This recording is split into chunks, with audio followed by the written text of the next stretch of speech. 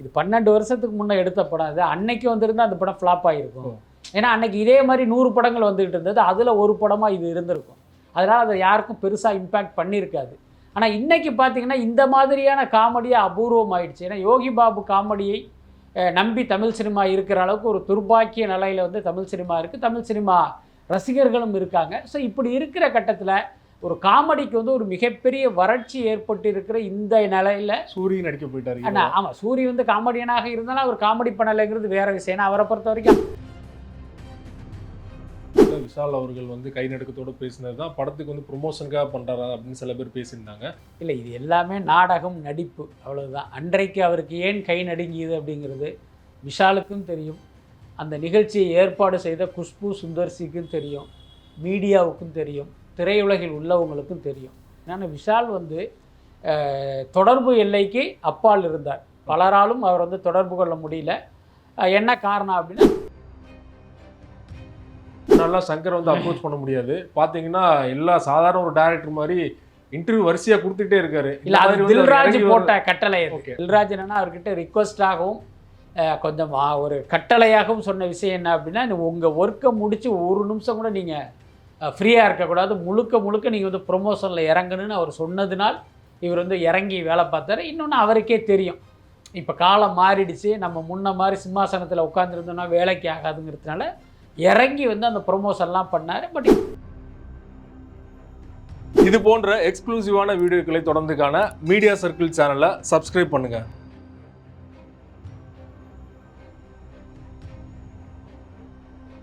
Media circle நேயர்களுக்கு வணக்கம். இன்றைக்கு நம்மோட நேர்காணலுக்காக சினிமா விமர்சகர் வலைப்பேச்சு பிஸ்மி அவர்கள் நம்மோடு இருந்திருக்கிறார். அவரோடு பேசலாம். சார் வணக்கம். வணக்கம். உங்களுக்கு முதல்ல வந்து வணங்கானும் கேம் சேஞ்சர் ரிலீஸ் ஆனது.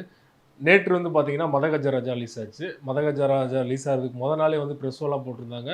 ப்ரெஸ்லேருந்து எல்லோருமே பாசிட்டிவான ரிவ்யூஸ் தான் கொடுத்தாங்க. உங்களோட வின்னர் பார்த்தீங்கன்னா மதகஜராஜா தான் அப்படிங்கிற நிலமையில் பேசிகிட்டு இருக்காங்க.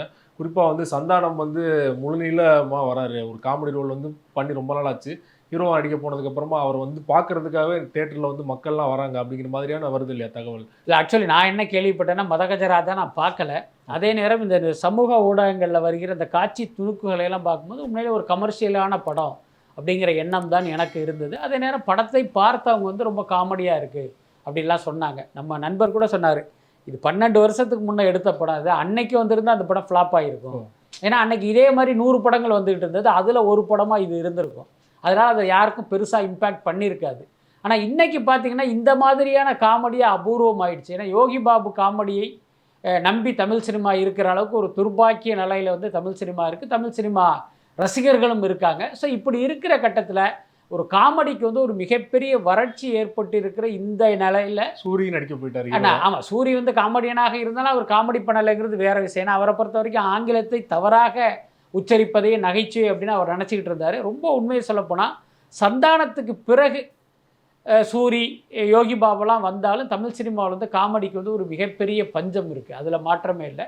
ஸோ அந்த இப்படியான ஒரு சூழ்நிலையில் ஏற்கனவே காமெடியனாக இருக்கும்போது சந்தானம் வந்து பட்டையை கிளப்பிட்டு இருந்தார். அப்படி ஒரு படமாக இது இருப்பதால் இது எல்லாருக்கும் ஒரு பிடித்தமான படமாக மாறி இருக்கு அப்படின்னு தான் நான் நினைக்கிறேன். படம் ரிலீஸ் ஆகிறதுக்கு முன்னாடி ஒரு ஈவெண்ட்டில் விஷால் அவர்கள் வந்து கை நடுக்கத்தோடு பேசினது தான் படத்துக்கு வந்து ப்ரொமோஷனுக்காக பண்ணுறாரா அப்படின்னு சில பேர் பேசியிருந்தாங்க. ஆனால் ப்ரெஸ் ஷோ முடிஞ்சோடனே விஷால் அவர்கள் பேசும்போது பார்த்தீங்கன்னா ஸ்டேஜில் இருந்து சுற்றி போகாமல் அப்படியே டைவர்ட்ஸில் ஏறுறாரு கையை பிடிச்சி. இன்னொரு பக்கம் பார்த்தீங்கன்னா முன்னாடிக்கு இப்போ பரவாயில்ல அப்படிங்கிற மாதிரி தான் பேசிகிட்டு இருக்காரு இல்லையா? இதை பார்த்தோன்னே உங்களுக்கு என்ன தோணுச்சு? இல்லை, இது எல்லாமே நாடகம், நடிப்பு, அவ்வளவுதான். அன்றைக்கு அவருக்கு ஏன் கை நடுங்கியது அப்படிங்கிறது விஷாலுக்கும் தெரியும், அந்த நிகழ்ச்சியை ஏற்பாடு செய்த குஷ்பு சுந்தர்சிக்கும் தெரியும், மீடியாவுக்கும் தெரியும், திரையுலகில் உள்ளவங்களுக்கும் தெரியும். அந்த தொகுப்பாளர் சொன்ன மாதிரி அவருக்கு குளிர் ஜுரம், அதனால தான் கை நடுங்குதுன்னு சொன்னதில் உண்மை இல்லைங்கிறதும் எல்லாருக்குமே தெரியும். விஷாலுடைய அந்த நிலைமை பார்த்த பிறகு அவருடைய நண்பர்கள்லாம் அவரை வந்து எப்படியாவது ரெஸ்கியூ பண்ணணும்னு ஒரு பெரிய அட்டம்ப்டை பண்ணாங்க. அதை தொடர்ந்து விஷால் வந்து கொஞ்சம் தேறி வருகிறார், இதுதான் உண்மை. அதே நேரம் இந்த விழாவை, அதாவது ஏற்கனவே வந்து இதே மதகஜராஜா விழாவில் தான் அவருடைய பேர் கெட்டு போனது. அந்த கை நடுக்கம் என்பது அவருக்கு சிம்பத்தியை ஏற்படுத்தும் அப்படின்னு அவங்க நினைத்தாலும் சமூக ஊடகங்களில் அது வேறு மாதிரி தான் போய் சேர்ந்தது. ஸோ இப்போ அதே பட விழாவை தனக்கு சாதகமாக அவர் பயன்படுத்திக்கிட்டார். அதனால் இப்போ இதை வச்சு விஷாலுக்கு சரியாயிடுச்சு அல்லது விஷால் சரியாகிட்டார் அப்படின்னு நம்ம அவசரப்பட்டு எந்த முடிவுக்கும் வர வேண்டியதில்லை. இன்னும் கொஞ்ச நாள் பொறுத்து இருந்து பார்க்கலாம். ஒருவேளை இன்னொரு விழா. ஒரு நாடகம் இருந்தனா விஷால் அவர்களுக்கு தோணி இருக்காதா, நம்ம வந்து விஷால்னாலே வந்து ஆஜானுபாவான ஒரு 6 அடி ஒரு உடல் கட்டு அப்படி இருக்கும்போது இப்படி கை நடுங்கி போகும்போது அதுதானே ஞாபகம் வரும் விஷால்னாலே. இல்ல நிச்சயமா இந்த விஷால் வந்து அது படத்தினுடைய ப்ரொமோஷனுக்காக பண்ணல. அதை Okay. நீங்க ரொம்ப தெளிவா புரிஞ்சுக்கணும். என்னன்னா விஷால் வந்து தொடர்பு எல்லைக்கு அப்பால் இருந்தார். பலராலும் அவர் வந்து தொடர்பு கொள்ள முடியல. என்ன காரணம் அப்படின்னா அவர் வீட்டிலேயே கவுந்தடிச்சு படுத்துக்குவார் நாள் கணக்கில். நம்மெல்லாம் மணிக்கணக்கில் தூங்குவோம், அவர் நாள் கணக்கில் தூங்குவார். அதற்கு அவர் சொன்ன காரணம் வேறு, ஆனால் உண்மையான காரணம் என்று திரையுலகில் சொல்லப்படுகிற காரணம் வேறு. குஷ்புவே கூட அந்த இதில் சொல்லுவாங்க, உன்னை வந்து காண்டாக்ட் பண்ணவே முடியலங்கிற மாதிரியெல்லாம் ஒரு ஒருமையில் வந்து விஷால் கிட்ட பேசினதெல்லாம் கூட நம்ம கேட்டிருந்தோம். ஸோ இப்படி இருந்த விஷால் அன்றைக்கு கடுமையான விமர்சனம் வந்த பிறகு இன்னைக்கு லேசாக அப்படி மாறி இருக்கிறார். இந்த மாற்றம் நிரந்தரமாக நீடிக்குமா இல்லையா அப்படிங்கிறது தான் கேள்வி. கேம் சேஞ்சர் படம் ரிலீஸ் ஆகிறதுக்கு முன்னாடியே இந்தியன் 2 தோல்விக்கு அப்புறமா சங்கர் அவர்களுக்கு இந்த படம் தோல்வி அடைஞ்சுன்னா அவரோட கெரியரே முடிஞ்சிடும், சங்கரோட இதே காலியாயிரும் அப்படிலாம் பேசியிருந்தாங்க இல்லையா. படம் நீங்கள் பார்த்துட்டீங்க, சங்கர் தப்பிச்சிட்டாரா? இல்லை, சங்கர் தப்பிச்சதா சொல்ல முடியாது. இந்தியன் 2 அளவுக்கு இல்லை என்றாலும் ஒரு கம்பேக் கொடுத்துட்டார் அப்படின்னு சொல்கிற அளவுக்கு ஒரு சூப்பர் படமாக கேம் சேஞ்சர் இல்லை. அதுதான் யதார்த்தம். என்னென்னா சங்கருடைய முந்தைய படங்கள்லேருந்து இங்கே ஒரு சீனை அங்கே ஒரு சீனை எடுத்து தொகுத்து எடுத்த மாதிரி தான் இருந்தது. எல்லாத்துக்கும் மேலே வந்து சங்கர் வந்து தன்னை இன்னும் அப்டேட் பண்ணிக்காமல் இருக்கார். அதுதான் எனக்கு தெரிந்த ஒரு மிகப்பெரிய குறை. இவர் தேர்ந்தெடுத்த கதை தவறு, திரைக்கதையில் சுவாரஸ்யம் இல்லை அப்படிங்கிற விஷயங்கள்லாம் தாண்டி எனக்கு என்ன தோணுச்சு அப்படின்னா சங்கர் வந்து இன்னும் அந்த 90களில் வந்த சங்கராகவே இருக்கார். இன்றைக்கி காலம் மாறியதெல்லாம் இன்னும் அவருடைய கவனத்துக்கே போகலை அப்படின்னு தான் எனக்கு தோணுச்சு. இன்னொன்று பார்த்திங்கன்னா அது கேம் சேஞ்சர் வந்து ஒரு பேன் இண்டியா படம் என்று சொல்லப்பட்டாலும் அது அடிப்படையில் ஒரு தெலுங்கு படம். அதனால் சங்கர் என்னென்னா இது ஒரு தெலுங்கு படம் அப்படிங்கிறத மனசில் வச்சுக்கிட்டு இப்படி காட்சிகள்லாம் பண்ணினாரோ அப்படிங்கிற கேள்வியும் இருக்குது. முக்கியமாக அந்த படத்தினுடைய கிளைமாக்ஸ் காட்சி நீங்களும் படம் பார்த்துருப்பீங்க. ஒரு வாக்கு என்னும் மையத்தில் வந்து முதலமைச்சரும் ஒரு ஐஏஎஸ் அதிகாரி கட்டி புரண்டு சண்டை ஓடுவாங்க. இவர் பார்த்திங்கன்னா அங்கே இருக்கிற அந்த மிஷினை எல்லாம் தூக்கி போட்டு உடைப்பார். இதெல்லாம் எங்குமே நடக்காத ஒரு விஷயம். அதுக்கப்புறம் பார்த்திங்கன்னா திடீர்னு 500 ரூபா நோட்டு பண்டலாக கிடக்கும், அது மேலே ஏறி உட்காந்துக்கிட்டுலாம் வசனம் பேசிக்கிட்டு இருப்பாங்க. ஆனால் இப்போ எல்லாம் எந்த அரசியல்வாதி வீட்டுக்குள்ளே வந்து கரன்சியாக பதுக்கி வைப்பதே இல்லை, தெளிவாயிட்டாங்க. ஆமாம். என்னென்னா இப்போ பெரிய உதாரணம் நான் ஏற்கனவே பல பேட்டியில் சொன்னது தான். எத்தனையோ அமைச்சர்கள் வீட்டில், எம்எல்ஏக்கள் வீட்டில், எம்பிக்கள் வீட்டில எல்லாம் வந்து அமலாக்கத்துறை ஐடி ரைடெல்லாம் நடக்குது. பல நேரங்களில் பார்த்திங்கன்னா 1000 ரூபா காசை கூட பறிமுதல் பண்ணாமல் வெறுங்கையோடு திரும்பி வர்றதெல்லாம் நம்ம பார்க்கலாம். ஸோ அதை வைத்து இவர்களெல்லாம் பரிசுத்தமான ஆட்கள் அப்படின்னு சொல்ல முடியுமா என்ன? இவர்கள் வந்து என்னென்னா மக்கள் பணத்தை கொள்ளையடித்தாலும் அதை இந்த ஐடி மற்றும் இடி கண்ணில் மண்ணை தூவுற அளவுக்கு அதை வந்து ஒரு டிஜிட்டலாக அவங்க வந்து இன்வெஸ்ட் பண்ணுறாங்க அப்படின்னு தான் நம்ம அர்த்தப்படுத்திக்க வேண்டியதாக இருக்குது. சமீபத்தில் கூட துரைமுருகன் வீட்டில் பார்த்திங்கன்னா இடி ரெய்டு நடந்துச்சு, 1000 ரூபா கூட அவங்களுக்கு கிடைக்கல. அப்போது துரைமுருகன் வந்து ரொம்ப ஒரு உன்னதமான ஒரு அமைச்சர் அப்படின்னு நம்ம எடுத்துக்க முடியுமா? இல்லை அவருடைய மகன் கதிரானந்த் வந்து அடடா இவர் வந்து மக்கள் பணத்தை கொள்ளையடிக்காத எம்பி அப்படின்னு நம்ம எடுத்துக்க முடியுமான்னு நிச்சயமாக முடியாது. ஸோ அந்த மாதிரி பார்த்தீங்கன்னா இன்றைக்கி காலம் மாறிவிட்டதை இந்த சங்கர் வந்து கணக்கில் எடுத்துக்காமல் இருக்கார்.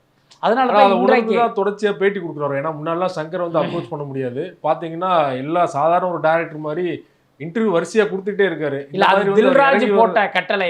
அது குறித்து கூட நம்மளுடைய வலைபேச்சிலேயே கூட சொன்னேன். தில்ராஜ் என்னன்னா அவர்கிட்ட ரிக்வஸ்டாகவும் கொஞ்சம் ஒரு கட்டளையாகவும் சொன்ன விஷயம் என்ன அப்படின்னா, உங்கள் ஒர்க்கை முடித்து ஒரு நிமிஷம் கூட நீங்கள் ஃப்ரீயாக இருக்கக்கூடாது, முழுக்க நீங்கள் வந்து ப்ரொமோஷனில் இறங்கணுன்னு அவர் சொன்னதுனால் இவர் வந்து இறங்கி வேலை பார்த்தாரு. இன்னொன்று அவருக்கே தெரியும் இப்போ காலம் மாறிடுச்சு, நம்ம முன்ன மாதிரி சிம்மாசனத்தில் உட்காந்துருந்தோம்னா வேலைக்கு ஆகாதுங்கிறதுனால இறங்கி வந்து அந்த ப்ரொமோஷன்லாம் பண்ணார். பட் என்ன இருந்தாலும் அது பெருசாக ஒர்க் ஆகலை, அதுதான் உண்மை. இந்தியன் திரைக்குமே பார்த்தீங்கன்னா அவர் வந்து எடுத்த காட்சிகளை நீங்கள் காட்டுங்க அப்படின்னா தான் நான் வந்து மேற்கொண்டு செலவு பண்ண முடியும் அப்படிலாம் சொன்னது சங்கரை எதிர்பார்த்துருக்க மாட்டார் இல்லையா. ஸோ அதுலேருந்தே அவர் டவுன்ஃபால் ஆரம்பிச்சிருச்சு அப்படின்னு நம்ம எடுத்துக்கணுமா? நிச்சயம் தோல்விகளால் இல்லை. சினிமாவை பொறுத்த வரைக்கும் என்னென்னா நேற்றைய வெற்றியை வந்து யாருமே கணக்கில் எடுத்துக்க மாட்டாங்க, அதுதான் உண்மை. இன்றைக்கி நீங்கள் யார் அப்படின்னு தான். ஏன்னா நீங்கள் நேற்றைய வெற்றியை கணக்கில் எடுத்துக்கணுன்னா இன்றைக்கும் பாக்கியராஜை வந்து இந்த திரையுலகம் தலையில் வச்சு கொண்டாடணும்.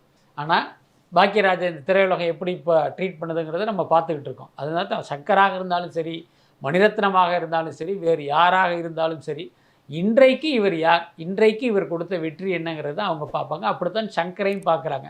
இன்னும் சொல்லப்போனால் சங்கர் அவருடைய திரை வாழ்க்கையில் வந்து இந்தியன் 2க்கு முன்பு வந்து ஒரு பெரிய தோல்வியே பார்க்கவே இல்லை. பாய்ஸ் மாதிரியான ஒரு படம் தோல்வி அடைந்தாலும் அது கண்டென்ட்டுக்காக கிரிட்டிசைஸ் பண்ணப்பட்டதை தவிர அது வந்து ஒரு கமர்ஷியலாக ஒரு தோல்வி படம் கூட நம்ம சொல்ல முடியாது. ஸோ அப்படி இருக்கும்போது இவ்வளோ பெரிய டிசாஸ்டரை அவர் வந்து சந்தித்ததுங்கிறது இந்தியன் 2 தான். ஸோ அதனால் என்னென்னா சங்கருடைய மார்க்கெட் அவுட்டு அப்படிங்கிற பார்வை வந்து எல்லாருக்குமே வந்துருச்சு. இன்னொன்று அதை வந்து அவர் மீண்டும் தன்னுடைய இடத்தை தக்க வைத்துக் கொள்ள வேண்டிய நெருக்கடி சங்கருக்கு இருக்குது. ரொம்ப நன்றி சார். சினிமா தொடர்பான பல்வேறு அப்டேட்டுகள் எங்களுக்கு கொடுத்தீங்க. தொடர்ந்து கொடுக்கணும். மிக்க நன்றி. நன்றி.